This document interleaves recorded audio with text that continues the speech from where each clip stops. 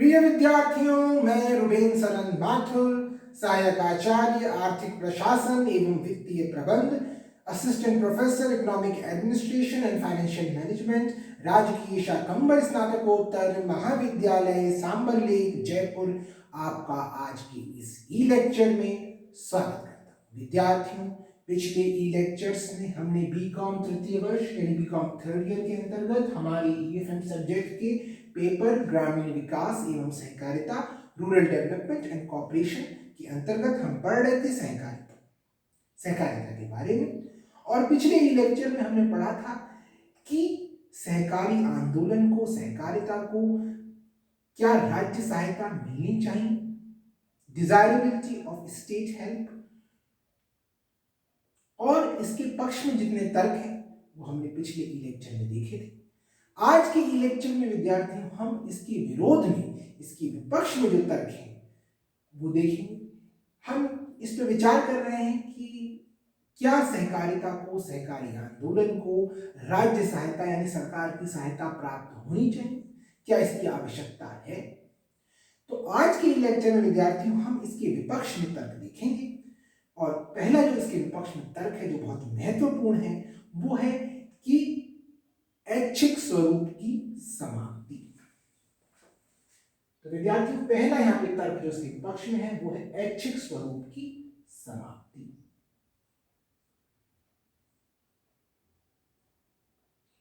यानी ऐच्छिक स्वरूप की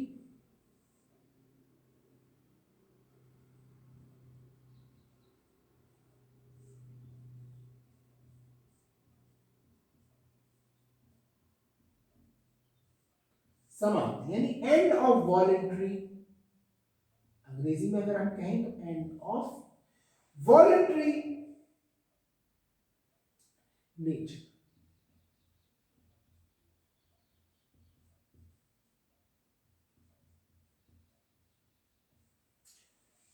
विद्यार्थियों, सहकारिता एक ऐसा संगठन है जिसमें कोई भी व्यक्ति इसका सदस्य बनने व सदस्यता छोड़ने के लिए स्वतंत्र है। यह पारस्परिक समानता और व्यक्तिगत स्वतंत्रता के सिद्धांतों पर संचालित की जाती है, परंतु ऐच्छिकता व सरकारी नियंत्रण दो परस्पर विरोधी तत्व हैं। अतः दोनों का सामंजस्य कठिन है।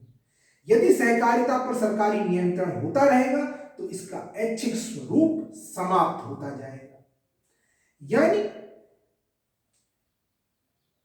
सहकारिता पर सरकारी नियंत्रण से, सरकारी हस्तक्षेप से इसके ऐच्छिक स्वरूप की समाप्ति हो जाती है। यानी ये जो दोनों चीजें हैं ये विरोधी तत्व हैं, परस्पर विरोधी।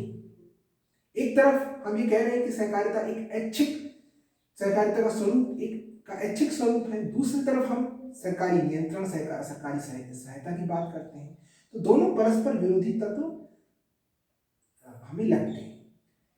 तो पहला बिंदु तो ये जो बहुत महत्वपूर्ण है। दूसरा बिंदु इसके विपक्ष में है वो है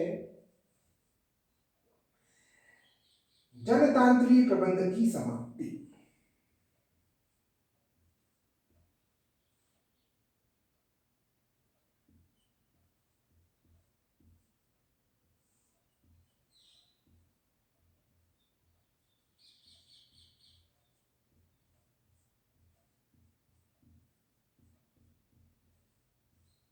यानी एंड ऑफ डेमोक्रेटिक सिस्टम।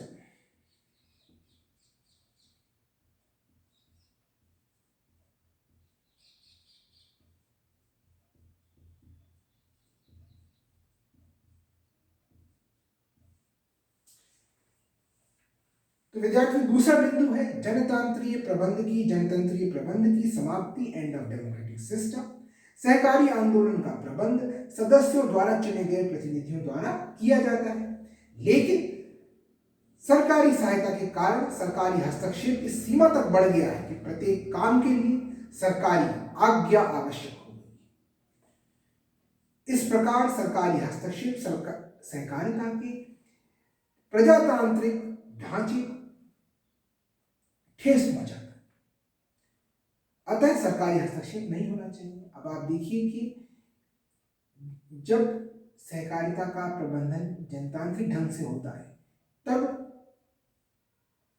क्योंकि सहकारिता का सिद्धांत ये है कि जनतांत्रिक प्रबंधन, लेकिन सरकारी हस्तक्षेप के कारण जनतांत्रिक प्रबंधन की समाप्ति हो जाती है। जो दूसरा जो पक्ष में तर्क है वो ये, यानी इसके कारण सहकारिता की जनतांत्रिक प्रबंधन की समाप्ति हो रही है सरकारी हस्तक्षेप के कारण। हर काम के लिए, प्रत्येक काम के लिए सरकारी आज्ञा लेनी पड़ती है। तीसरा यह बिंदु है जो इसके विपक्ष में तर्क है, वो है आत्मनिर्भरता की भावना का अंत। आत्मनिर्भरता की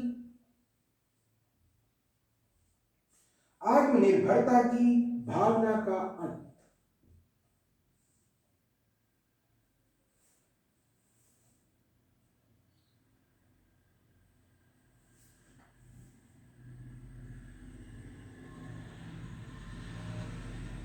आत्मनिर्भरता की भावना का अंत,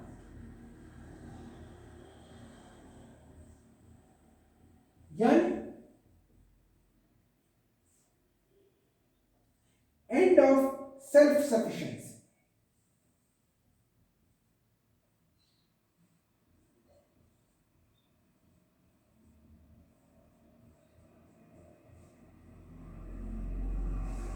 एंड ऑफ सेल्फ सफिशिएंसी।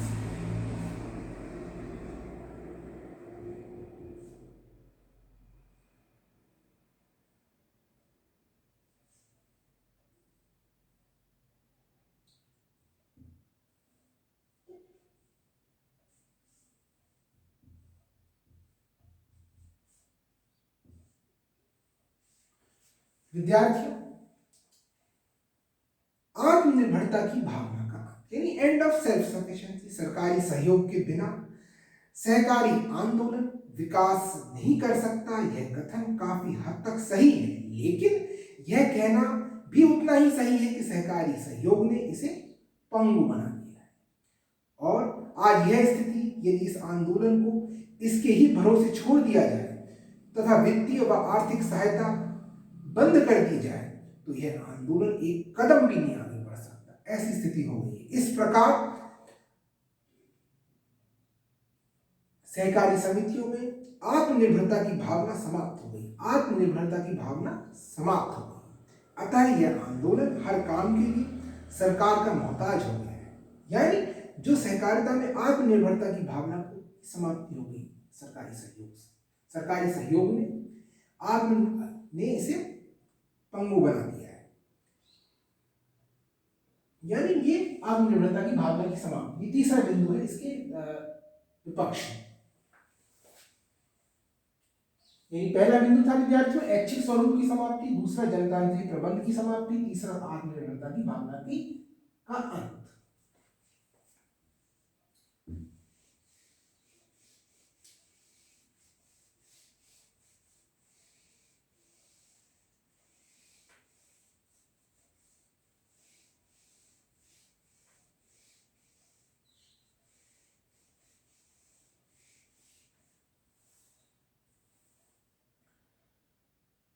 चौथा बिंदु है वो बहुत महत्वपूर्ण है कि सरकारी सहायता से सहकारी भावना का अंत।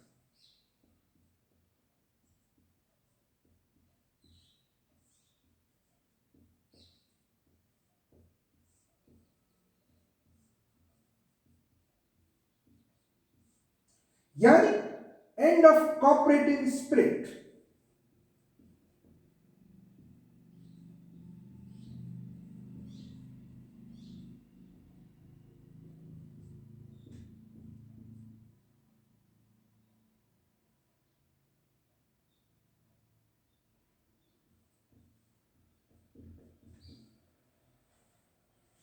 चौथा बिंदु है यहां विद्यार्थियों सहकारी भावना का अंत। यह बहुत महत्वपूर्ण है। सरकारी सहयोग से सहकारी आंदोलन में सरकारी हस्तक्षेप इस सीमा को पार कर गया है कि जनता में सहकारिता की भावना ही समाप्त होने लगी है। सरकार के अत्यधिक नियंत्रण के कारण जनता इस आंदोलन को अब सरकारी आंदोलन समझने लगी है। यह आंदोलन जन आंदोलन न रहकर अब ये सरकारी आंदोलन जनता इसको समझने लगी है। इसलिए यह आंदोलन जन आंदोलन रहकर ही विकसित हो सकता है, अन्यथा नहीं। ये बहुत महत्वपूर्ण बिंदु है कि सरकारी सहायता के कारण, अत्यधिक सरकारी सहायता के कारण अब लोग ये समझने लगे कि सहकारी आंदोलन सरकारी आंदोलन है और जो सहकारिता की जो भावना है वो समाप्त हो रही है। तो ये बहुत बड़ा बिंदु है कि अत्यधिक सरकारी सहायता का ये कारण सहकारिता की भावना ही समाप्त हो रही है। चौथा यहाँ बिंदु है, यहाँ पांचवा बिंदु है, पांचवा बिंदु अपरिपक्वता।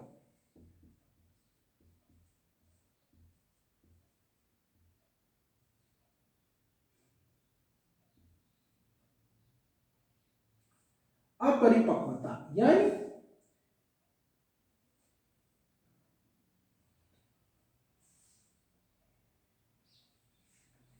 अपरिपक्वता यानी इमेच्योरिटी। विद्यार्थियों, हमारे देश में सहकारी आंदोलन अपरिपक्व है, वो पूर्ण परिपक्व नहीं है। यदि सरकारी नियंत्रण व सहयोग समाप्त कर दिया जाए तो इन सहकारी संस्थाओं के कोषों का दुरुपयोग होने लगेगा, वह आंदोलन धीरे धीरे समाप्त हो जाएगा। लेकिन ये कहना भी तर्कसंगत नहीं है, क्योंकि भारत में सहकारी आंदोलन कोई नया नहीं है और यहाँ की जनता भी परिपक्व हो चुकी है। भारत ने अपने अथक प्रयत्नों के बाद स्वतंत्रता प्राप्त करी और आज हम प्रजातांत्रिक आधार पर एक विशाल देश का शासन चला रहे हैं। इसके अतिरिक्त सरकार अनेक ऐसी संस्थाओं, शिक्षा संस्थाओं, स्थानीय संस्थाओं, स्थानीय निकायों को भी सहायता दे रही है, जिस पर सरकार का कोई नियंत्रण नहीं। फिर सहकारी क्षेत्र पर सरकारी नियंत्रण को कैसे न्यायोचित ठहराया जा सकता है? तो विद्यार्थियों, ये भी एक बिंदु है कि पांचवा बिंदु हो गया अपरिपक्वता। लेकिन अपरिपक्वता के संबंध में तर्क दिया जाता है कि अगर हमारे देश में सरकारी नियंत्रण व सहयोग समाप्त कर दिया जाए तो इन संस्थाओं के कोषों का दुरुपयोग होने लगेगा और क्या होगा, ये आंदोलन समाप्त हो जाएगा। लेकिन ऐसा कहना भी उचित नहीं प्रतीत होता। तो पांचवा बिंदु अपरिपक्वता का हो गया। छठा बिंदु साधनों का दुरुपयोग।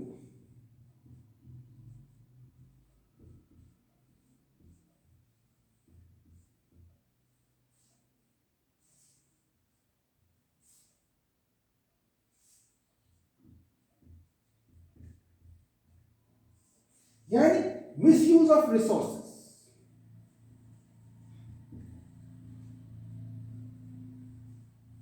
Misuse of resources.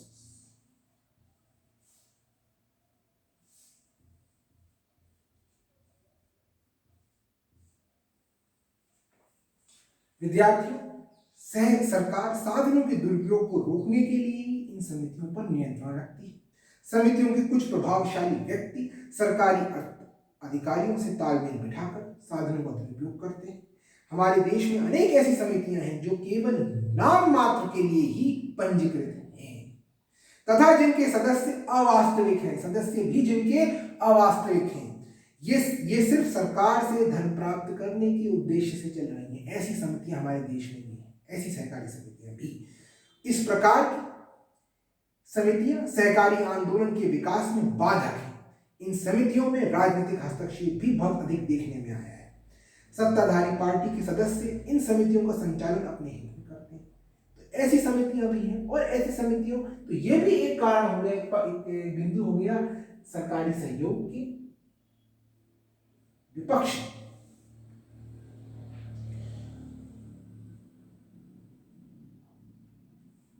इस प्रकार विद्यार्थियों, अब हम छठा बिंदु, सातवां बिंदु देखेंगे।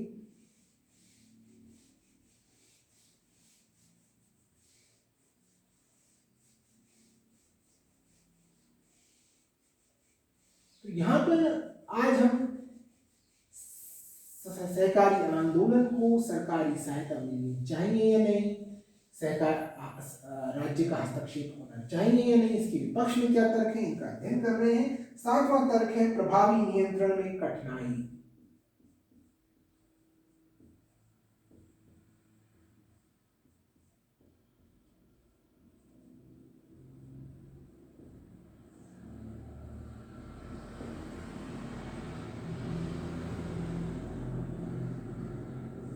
यानी प्रॉब्लम इन अफेक्टिव कंट्रोल।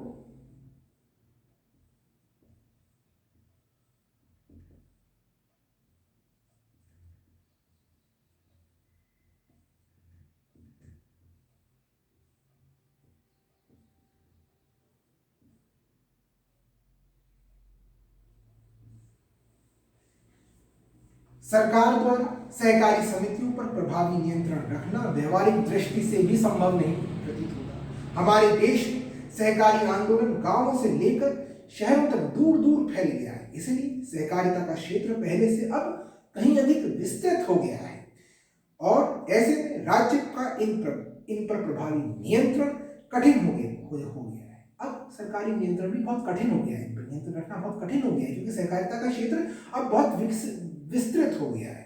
अतः सरकारी नियंत्रण का कोई औचित्य नहीं है। तो यह भी बहुत महत्वपूर्ण बिंदु है कि अब इनका विस्तार हो गया और सहकारी नियंत्रण भी प्रभावी नहीं रहा है। सरकारी नियंत्रण सहकारिता पर प्रभावी नहीं हो पा रहा है, कठिनाई हो रही है हमें नियंत्रण रखने में क्योंकि अब जो क्षेत्र है सहकारिता का बहुत विस्तृत हो गया है। तो ये भी एक बिंदु है, सातवां बिंदु। अब आठवां बिंदु की बात करते हैं तो वो है लाल फीताशाही।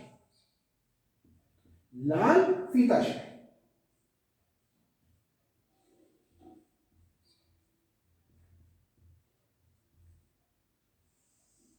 यानी रेड टेपिज्म।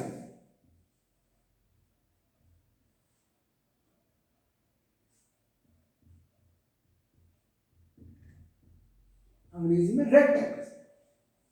विद्यार्थियों सरकारी हस्तक्षेप के कारण सहकारी संस्थाएं भी लाल फीताशाही का शिकार होती जा रही हैं। यह संस्थाएं सरकार पर हर एक काम के लिए इनको सरकारी सहायता की आवश्यकता पड़ती है, जिससे क्या होता है, इनके कार्यों में विलंब होता है। सामान्यतः सहकारी संस्थाएं व्यावसायिक प्रकृति की होती हैं, अतः विलंब के कारण इनको भारी नुकसान उठाना पड़ता है।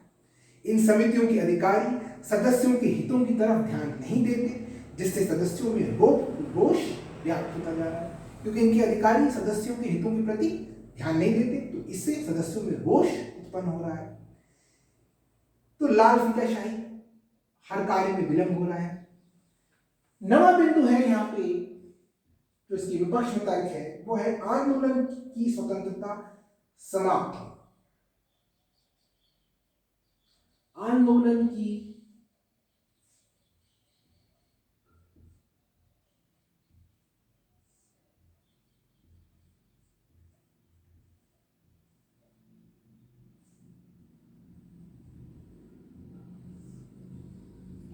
समाप्त, एंड ऑफ,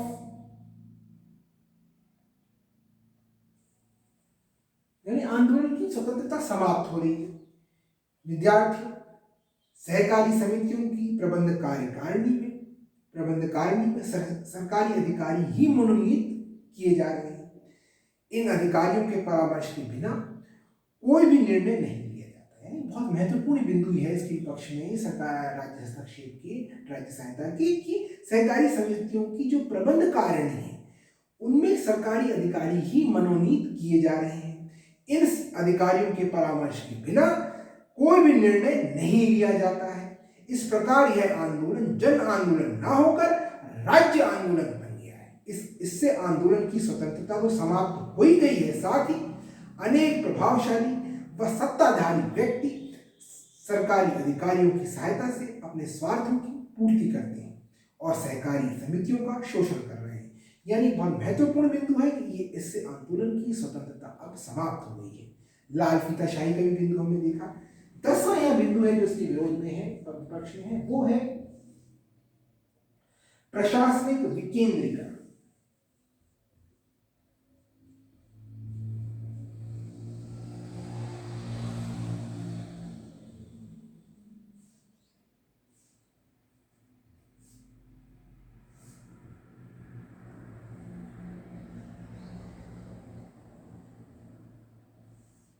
प्रशासनिक विकेंद्रीकरण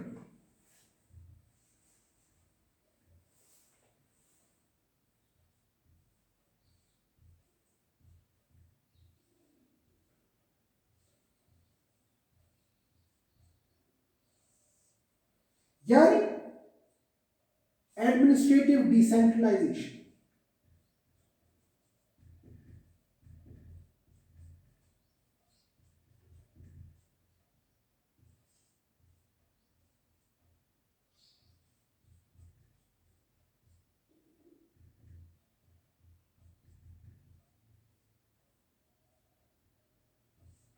एडमिनिस्ट्रेटिव डिसेंट्रलाइजेशन हमारे देश में विकेंद्रित शासन व्यवस्था है, इसलिए ऊपर से लेकर नीचे तक सत्ता का विकेंद्रीकरण किया गया है।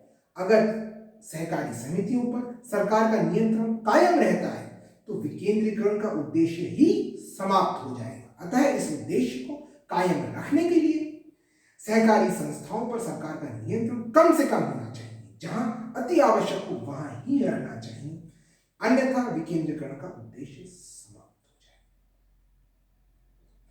तो हमने देखा विद्यार्थियों, राज्य सहायता के विपक्ष में क्या क्या तर्क है। पहला तर्क क्या है, ऐच्छिक राज्य सहायता से इनके ऐच्छिक स्वरूप की समाप्ति हो जाएगी। दूसरा तर्क है कि इनमें इनके जनतंत्रीय प्रबंध की समाप्ति हो रही है राज्य अत्यधिक राज्य हस्तक्षेप से। तीसरा आत्मनिर्भरता की भावना का अंत हो जाएगा राज्य सहायता से। चौथा है सहकारी भावना का अंत। पांचवा बिंदु था अपरिपक्वता।